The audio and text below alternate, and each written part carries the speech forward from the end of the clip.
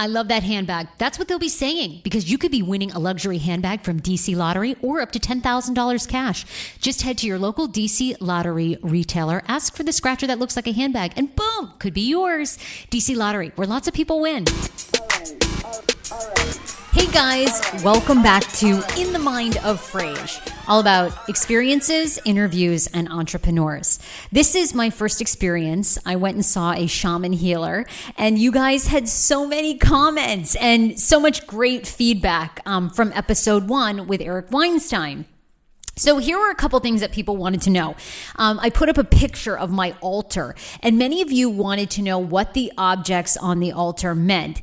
And so I wanted to just describe those to you. And the snake, you'll probably see, and actually, by the way, if you want to look at the picture, it's up on my Facebook. I'll put it up again today. You can see when you go see a shaman healer, they oftentimes build you a altar, and that altar has objects on it that they feel they have energy from that represent you. So on mine, there was a snake, and that represents my darker side, my jealous side, my biting side, which is kind of true, actually. I feel like it's crazy. I am a little competitive, and I don't really wish well I don't wish people in my own profession well. Does that make sense? Yes, it's not a good quality, but I have to work on that. So anyway, Eric picked that up. Also, the heart represents kindness and openness, and intuitiveness. The paw print was really interesting too. That represented, I guess my own intuitive nature, my own, sort of having this connection, not necessarily with animals, but with a deeper life. So I thought that was interesting. There's also a tiny eagle, which was a soaring eagle. Its wings were spread. I think it's kind of hard to see on the picture, but Eric told me that represented my future and that I was going to soar in what I was doing. And then there was also a piece of almost like amethyst with a sharp side and a soft side. And I thought that was really fascinating too. And he said that represented also my personality and the way that I deal with things, that sometimes it can be very soft and then sometimes very rough. And I think he was referencing my impatience. So that's what the altar meant. People also wanted me to describe what Eric looks like. When I went to Eric's home, because that's where his practice is, you walk in, it's beautiful. It's in Reston, it's on a lake, very light and bright. And it's exactly what you would picture a shaman's home to look like. A lot of symbols on the wall, beautiful bright paintings, very open, and a comfortable couch where you sit, and Eric performs your shaman healing ceremony or your hypnosis or your tapping ceremony. Eric has his hair pulled back. He wears round glasses. He has a beard, very soft-spoken voice, as you can tell. So he has that very mesmerizing, therapeutic voice that you just want to listen to and you instantly are drawn into. He also usually wears a shirt, a very nice buttoned-up shirt with a pattern, and he's always in bare feet. When I walked in, I immediately wanted to take my shoes off because that's kind of the feeling that you get when you're there. People wanted to know how long the shaman ceremonies last. So the shamanic ceremony was probably about 30 minutes in all, from the 15 to 20 minutes of the drum beating, and then we stopped and had our reading. And I also wanted to ask you, and you can leave a comment on my, I put this out on Facebook, or you guys know all the ways to find me, or you can email always sarah@heyfrase.com. Would you be interested in doing a group session where we all paid like $30 or $40 and Eric could see us individually and do a shamanic healing? Because I know a lot of people wanted to do that. So please leave me a comment. Eric is taking on new clients. You can go to his website, hollowreed.healing.com, HOLLOWREED healing.com. So you'll absolutely be able to find it there. And people wanted to know what it felt like. And I have to tell you, it was an awesome experience. Definitely, you can feel the energy. You have to be open to it. But like even the second that Eric kind of places his hand on the top of your head, you feel this incredible energy go through your body. So here's part 2. I hope I answered a lot of your questions. You can always send them to me if you have others, of my shamanic healing ceremony. On episode 1, Eric talked about that cord, that maternal pressure and cord that I have in my life. And I think I know where it's coming from. So we discussed now. Ladies, as you know, a great outfit can totally define your look. And a beautiful designer handbag can take that outfit up a notch. So how would you like to win a luxury brand handbag to enhance your wardrobe? Well, play the new handbag scratcher from the DC Lottery. Not only can you win cash prizes of up to $10,000, but enter the second chance drawing and you have a chance to win one of 7 luxury brand handbags or cash prizes to help you pick out your own new bag. Play the handbag scratcher today and you just might win that handbag you've had your eye on. Visit your local DC Lottery retailer and ask for the scratcher that looks like a handbag. Only from the DC Lottery, where lots of people win. A distinct feeling that there was I'm going to call them cords of expectation coming from your family. As I said, for me, they felt like they were coming from the female side. But, my read is not always accurate. And I would say that somewhere, 60 to 75%, sometimes more, of what I see for a client makes immediate sense. Mm-hmm. Sometimes afterwards, a client will email me or call me and say, hey, something just clicked. And then there are some things that don't fit. Well, it's funny, actually, now thinking about it. Like, at first, I didn't really associate it with my mom's side. But then I have my 2 uncles that I'm very close with. And there's always been, and one of them is my mother's biological brother, and then his husband that he's been with for 40 years. But we've always been very close. But there is great expectation from the 2 of them, and great expectation in my relationship. They always want me to be with someone who's, I think, in their minds, either makes a lot of money or is very handsome, or there's a lot of expectation there, and career-wise too. And I can remember when I graduated from college, this was a moment we all laugh about in my family now, but I'd sort of taken the summer off after I graduated college, and I went back to Ireland and lived with some girls, and, it was just kind of relaxing, and it was Labor Day weekend. And the plan had been that I was going to at some point move down to Washington, D.C. because my uncles had friends here. But my mom really, my mother and I are very close, and she's always said, well, don't worry about getting a job. You can just hang out with me, and then it'll all work itself out. And that weekend, she had said to me, with my uncles there, oh, why don't you stay a couple more months here? And my Uncle George was furious, and he was like, absolutely not. And it was the only time, they really got into a fight. And he was like, your ass is going to be in the car come the day after Labor Day, Monday, and you are starting your career. And I did, which I think was a good thing. But now thinking about it, I can see how there is great expectation there. Right, and part of what was important for me was for you to be ready to get rid of it. I could see it, and I could disconnect the energy, but you had to be ready to let go of it. Got it. And I like that feeling of letting go of it, because it is my life, and my journey. It is, and getting a client back to their place of authenticity, or even to help them figure out what their authentic self is about, is not only what all of my work is about, but I think shamanism is specifically about finding out what your true self is, so to speak. Okay, well, that moves me into questions that I have for you about shamanism, because I've been doing some reading about it. And one of the things that I loved is shamanism, it seems as though, doesn't really have any religious affiliation. It sort of transcends that. And it's really about these energies and healing going back centuries. But explain that for us layman terms. What does that mean? Well, first of all, I would say both. It does have religious affiliation. So there are Korean shamans, there are Russian shamans, there are Catholic shamans, Jewish shamans, Christian shamans.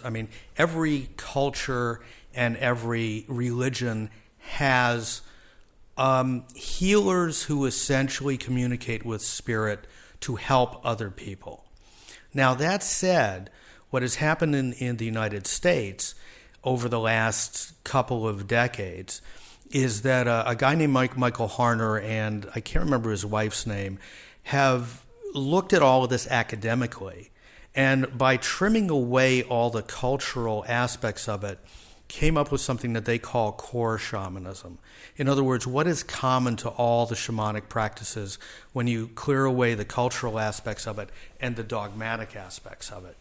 And that's what I've been trained in. And that, I think, is a lot of why you're starting to see the concept of shamanism become more comfortable for Westerners.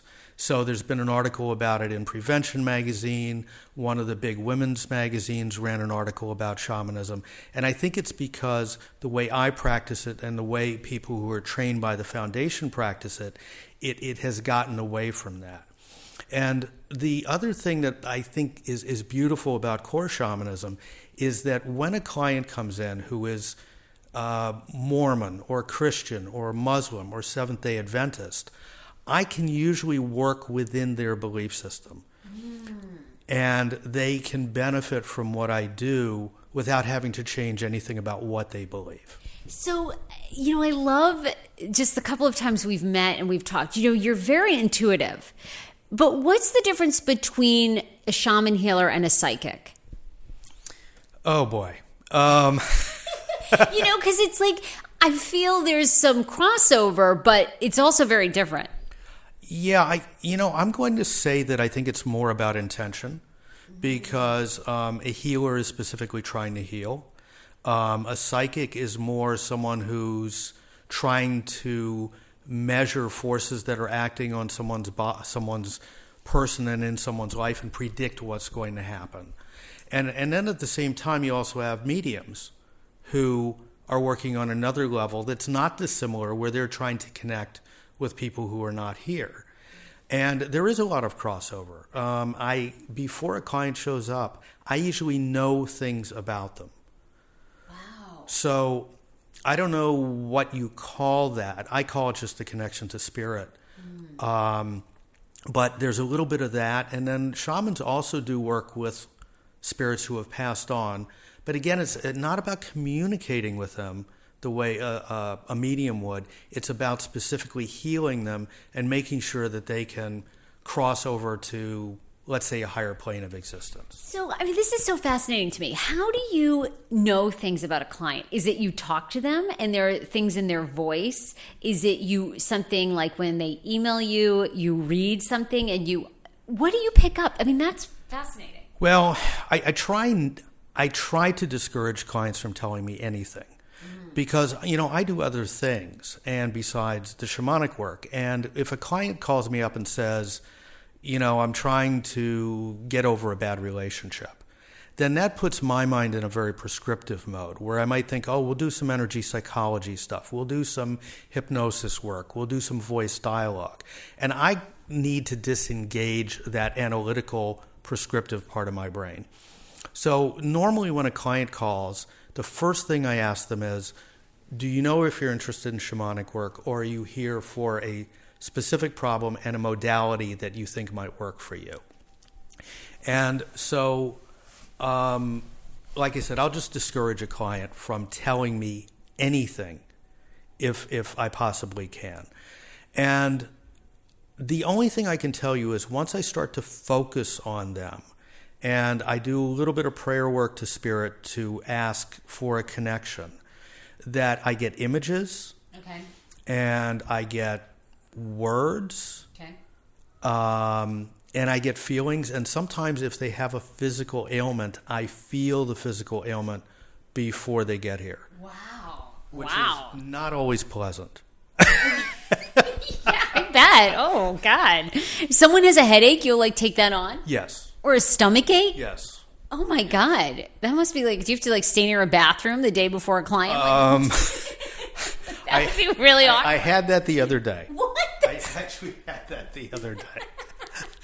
So You ever get tired of this job and go, okay, to hell with this. I don't need to be. it has some wear and tear, and one of the things that a practitioner has to learn is how not to use a lot of personal energy, but to use, the energy of spirit or the energy of the universe, whatever you want to call it, to do the healing work. So I was asking you this. Who should come see you? How do you know? Because honestly, your stepdaughter, Christy, is a listener and she's wonderful and she turned me on to you. But I'm like, how do I find you? How do I know that I need you? Well, look, in traditional societies, there was always a shaman. So when you were in a village, it might be a medicine man or a medicine woman or a shaman. There's a lot of overlap in those functions. But in a traditional village, I might see you walking down the path and say, Sarah, something's going on. Come see me, right? Because we lived in small groups, 150, 200 people, and we all knew each other. That, of course, doesn't exist anymore. So in Western cultures where we don't do this kind of thing on a regular basis, I think everybody can benefit from it as long as they're willing to be open to it. Because when we have problems, we'll go to a therapist, we'll go to an acupuncturist, we'll go to a massage therapist. Very few people are aware of the need to work on the spirit or the soul or even the energy body. And the specific things that I look for, and these are all on my website, and I've borrowed these very liberally from one of my main teachers, is that when I hear somebody say, I just don't feel like myself anymore. I haven't been the same since. I felt like I was stabbed in the back when. I feel like I lost a part of myself when. I sometimes feel empty inside. I feel like something in me broke, or it's like someone or something has a hold on me. My shamanic antenna go up immediately, because that tells me that there's something actively going on in someone's voice on a soul level, on a spirit level, on an energy level that needs to be addressed. Wow. God, we've all had at times something like that. Right. And even the Post within the last month had an article about heartbreak and the fact that there is, when someone feels heartbroken, there is often a measurable physiological component to the emotion of heartbreak. This is something that shamanic practitioners have known for 40,000 years. Really? So wait, what happens when you go through severe heartbreak? Your energy's off, you can physically make you sick. Like, what happens to your body? I can't tell you that I read the article in enough detail to give you feedback on that. I mean, your listeners would have to look it up. Okay. But I will tell you that if someone comes to me and we go through, presumably first, that very generic opening question that I like to ask, how can we help the client heal? Sometimes I will feel that even without the client telling me what it's about. Now, that's not always the case. Sometimes I get information, or I bring them a power animal or something of that sort, and with some luck, it has an obvious connection to their lives. And after that, they might say to me, well, I really came because I haven't been able to get over, well, something you talked about, the loss of your father. Yes, And so then it takes a long time. It does take a long time. And you have to work at it, I think, in different ways, because and maybe you can tell me more about this, but I feel like when you have trauma in your life, which we all do, but it never really leaves you. You always kind of have to work, I think, to some extent, to overcome it or not let it affect you. Well, look, I believe that human problems have to be approached on several different levels. And one of them, of course, is mental or emotional. Mm-hmm. So you have mental health professionals who do that. Another one is an energetic level. We know that there is energy in the body. It's measurable. That's what an EKG measures, right? Energy in the body. So there are different kinds of practitioners, including shamanic practitioners who work on the energy body. But Reiki practitioners, for instance, do that kind of work. And then there's the pure physical. And so we know, for example, that when someone who's experienced physical trauma goes to a chiropractor or a massage therapist, that sometimes emotions come up that they're not thinking about what happened to them 10 or 20 or 30 years ago, but that movement in the body, that manipulation of the tissue releases trauma. Wow. And so for folks who have had trauma in their background, I recommend Bessel van der Kolk's book called The Body Keeps Score, or The Body Keeps the Score. It's something that people can. It's a very readable book, even though it's pretty thick, and even though it has a lot of the history of how psychology has treated trauma. It does talk about the physical aspects of it and how memories get trapped in the body. So when I put my practice together, my thinking was, there are a lot of mental health professionals out there who handle aspects of all the different problems that people have. What I wanted to do was put together a holistic approach, because I felt like you can't fix most of these things just working on the mental and emotional, just working on the physical, just working on the spiritual. I wanted to have some tools for each one of those. Tell me about a client story that has most impacted you over the years. I'm going to give you, I'll tell you about one that I really, first of all, let me preface this by saying I wish this client had come back to me, because I don't think he was as cured in a single session as he believed he was. Nonetheless, I had a client come to me who was a war veteran. And what he specifically said in his email was, I feel like I've lost part of my soul. And that, of course, for a shamanic practitioner, that's right up our alley. So all he told me was that he was a war veteran, that he felt like he had lost part of his soul. He came, I did a healing session with him. I can't remember what we did, and most of the time I'm in trance, so if I wasn't taking notes, I'm not going to remember anyway. But a few days later, because I always ask clients to check in with me 3 or 4 days later, he emailed me, and he said that his wife and his kids said to thank me for getting my daddy back. Wow. Oh my God. So that one really hit my heart, and even telling the story, I can still feel it. And like I said, I'm sure he needs more work.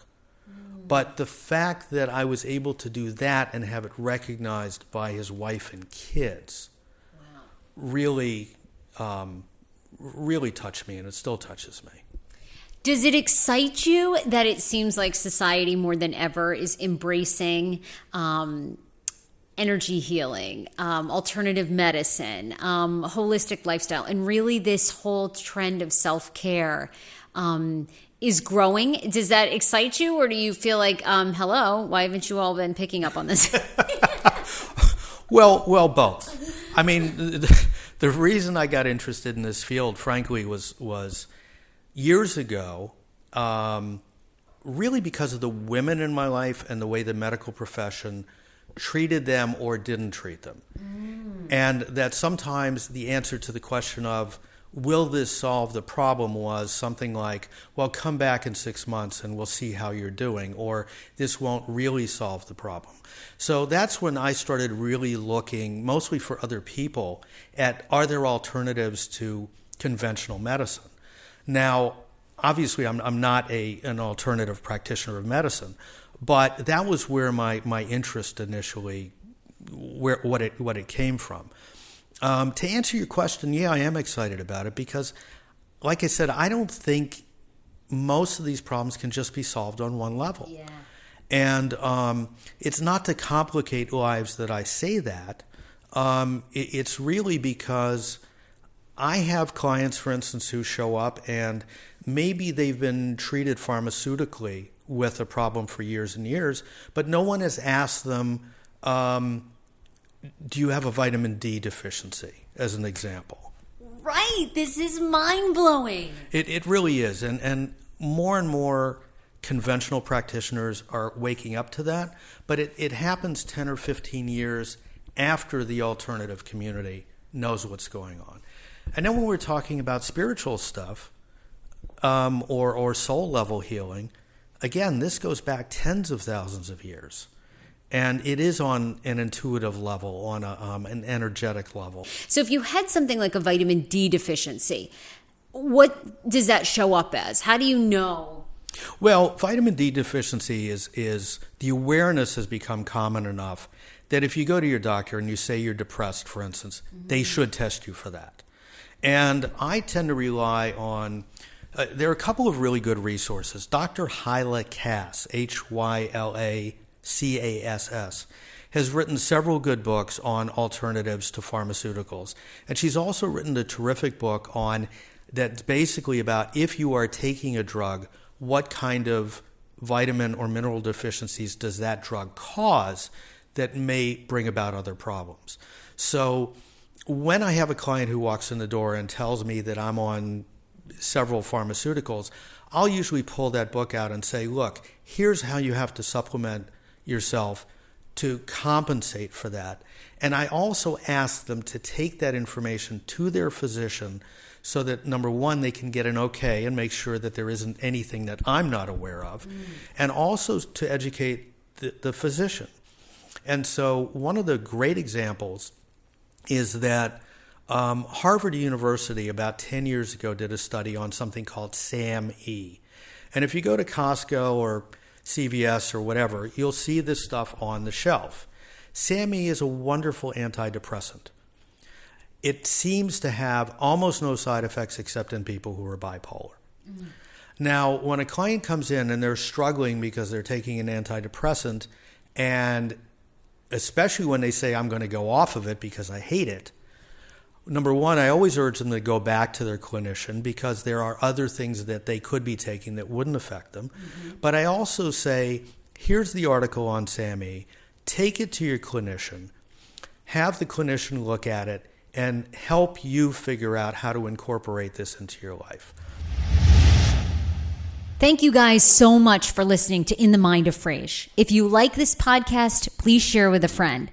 And head to iTunes, leave me a review. Search Hey Frase Podcast, hit 5 stars, and tell me what you loved about the show. If you want to go see Eric and try a shamanic healing ceremony, Eric also offers hypnosis and can guarantee you that you'll quit smoking, and many other things. Tapping ceremonies he does, really, really cool stuff. So check him out. Check out hollowreedhealing.com. You can see his testimonials there as well as his fees and policies. You guys, thank you so much for tuning into In the Mind of Frase. I'll see you next week. And next week is the final 3-part series. Actually, Eric does a tapping ceremony on me around grief. So we'll get into that next time on In the Mind of Frase. What's the phrase that you hear every day? Hey, Frase, what's the phrase that you hear every day?